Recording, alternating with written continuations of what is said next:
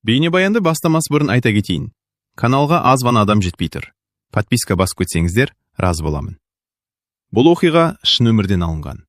Жүрегіңізді тебірентетін, ойландыратын шынайы әңгімелерді осы видеодан тамашалаңыз. Көктемнің соңы еді. Ауылдың үстінде күн жылы болып тұрғанмен, кешкі салқын жел анда-санда есіп қояды. Кішкентай көшенің шетінде орналасқан ескі үйдің алдында 52 жастағы Гүлмира су құйып тұрған. Ол қарапайым әйел еді. Шашына аздап ақ кіре бастаған, бірақ жүзі әлі де жылы. Көрген адам оны жаман демейтін, бірақ өмірі бір түрлі, тыныш әрі жалғыз өткен. Гүлмира осы ауылда туған, осы жерде өскен. Бірақ оның өмірі басқа әйелдер сияқты болмады. Жас кезінде тұрмысқа шығуға мүмкіндігі болған. Тіпті бір жігітті қатты жақсы көрген. Бірақ ол кезде әкесі қатты ауырып, үйдегі барлық жауапкершілік Гүлмираға түскен. Сол кезде жігіт: «Гүлмира, жүр, қалаға кетейік. Екеуміз бөлек өмір бастаймыз», деген. Ал Гүлмира басын шайқаған. «Әкемді, шешемді тастап кете алмаймын». Сол күннен кейін олардың жолы екіге айырылған. Жылдар өтті.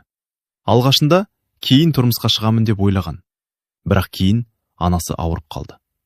Одан кейін бауырларын оқытты. Бірінің үйлену тойын жасады, бірінің баласын қарады. Осылайша уақыт байқалмай өте берді. Бір күні көрші әйел әзілдеп айтқан: «Әй, Гүлмира, сен енді қыз болып кетесің ғой осы жүріспен». Сол сөзді бәрі күліп қабылдаған. Бірақ Гүлмираның жүрегіне аздап ауыр тиген. Сол күні кешке ол ауылдағы орындыққа отырып шай ішіп отырған. Күн батып бара жатқан. Ауыл іші тыныш. Кенет қақпа сықырлап ашылды. «Ассалаумағалейкум». Гүлмира бұрылып қарады. Қақпаның алдында бір ер адам тұр. Алғашында танымай қалды. Бірақ жақындап келгенде есіне түсті. «Ермек?» Ер адам күліп жіберді. «Иә, мен ғой». Ермек осы ауылдың тумасы. Бірақ көп жыл бұрын қалаға кетіп қалған. Кейін естігені үйренген, балалары болған. Оны соңғы рет Гүлмира шамамен 30 жыл бұрын көрген. «Кір, отыр», деді Гүлмира сәл аптырап. Ермек орындыққа отырды. Ол да жастай қалмаған. Шашының жартысы ағарған. Бірақ мінезі сабырлы көрінеді. Бірнеше минут олар жай ғана ауылдың жаңалықтарын сөйлесті.